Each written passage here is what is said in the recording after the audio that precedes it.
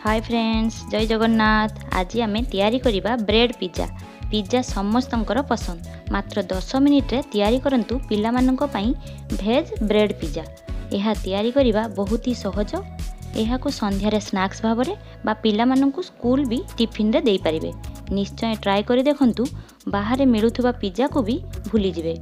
Recipe start करबा आगरु मो channel को लाइक, शेयर और सब्सक्राइब निश्चय करनियंतु।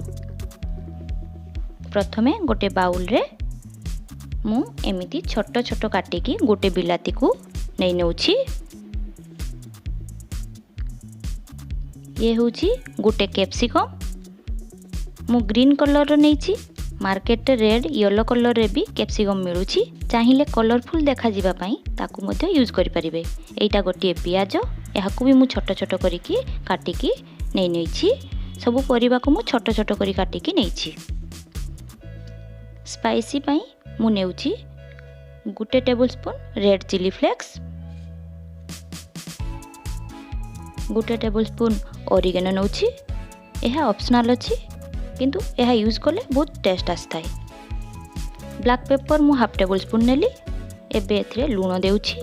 लूण टिके आमे अल्प यूज करिबा काहे कि ना आमे चीज एथिरे यूज करिबा, सेथिरे भी लूण थाए।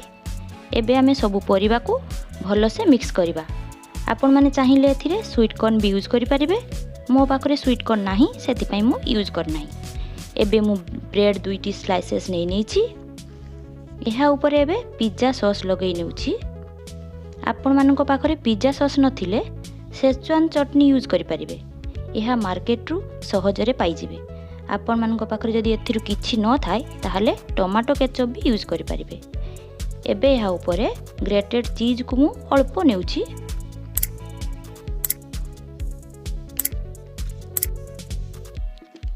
एबे यह ऊपर आमे मिक्स परिबा को रखि नेबा। यह को भलो से स्प्रेड कर नेबा। यह बहुत भलो उपाय पिला माननकु परिबा खुआइबार। पिला माने खुशी रे ब्रेड पिज्जा खाई नेबे। एबे थिरे मु चीज को रखि नेउछि। ग्रेटेड चीज एटा ग्रेट करिकि नेछि। पिला मानकर यह बहुत पसंद होई थाए। आपण माने जे कोनोसी चीज यूज करि परिबे। प्रेसर चीज, मोज़रेला बा चेदर चीज जहाँ आपण मांक पखरे थिबो ताहा नै परिबे। निजर पसंद अनुसार चीज कम बेसी करि परिबे। एबे मु पेन रे बटर देउछि। गैस रो फ्लेम पूरा लो फ्लेम रे ही रखिछि। एहा को हमें लो फ्लेम रे ही तैयारी करिबा। भलो से स्प्रेड कर नेउछि मु बटर को। भलसे स्प्रेड हो जाइछि बटर। यहाँ ऊपर ब्रेड पिज्जा स्लाइसेस को रखि नेबा। यहाँ को 5 मिनिट पई लो फ्लेम रे कवर करिकी छाड़ी देबा। जेते बेले चीज पूरा पूरी मेल्ट होई जिवो सेते बेले हमें कवर बाहर करबा। एबे हमर 5 मिनिट होई जाइछि। कवर मु बाहर कर नेछि। एबे हमर चीज पूरा पूरी मेल्ट होई जाइछि। एबे हमें यहाँ को बाहर करनेबा। देखंतु केते सुंदर देखा जाउछि। एबे एथिरे यहाँ ऊपर बहुत ही अल्प चिली फ्लेक्स और ओरिगेनो नेउछि। पिला माननक पई चिली फ्लेक्स एबे स्किप करि परिबे। प्रथमे आमे चिली फ्लेक्स यूज करथिले तेनु सही अनुसार चिली फ्लेक्स यूज करिबा। एबे हमर पूरा रेडी बहुत टेस्टी चीज ब्रेड पिज्जा। एबे मु आउ गोटे ब्रेड पिज्जा देखौछि। एथिरे प्रोसेस सेम, केवल परिबा को बड़ क्यूब साइज रो काटिकी नेछि। सेथिरे छोट छोट करिकी काटिकी परिबा यूज करथिली।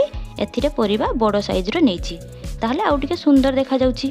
एथिरे चीज प्रथमे यूज करी सेथिरे मिक्स बड़ साइज रो परिबा को गोटे गोटे करिकी रखि नेथिली। एही ब्रेड पिज्जा बहुत ही स्पाइसी होई थाए और बहुत टेस्टी। निश्चय ट्राई करंतु। 10 मिनिट तैयारी करी निज फैमिली सहित यार मजा नियंतु। धन्यवाद।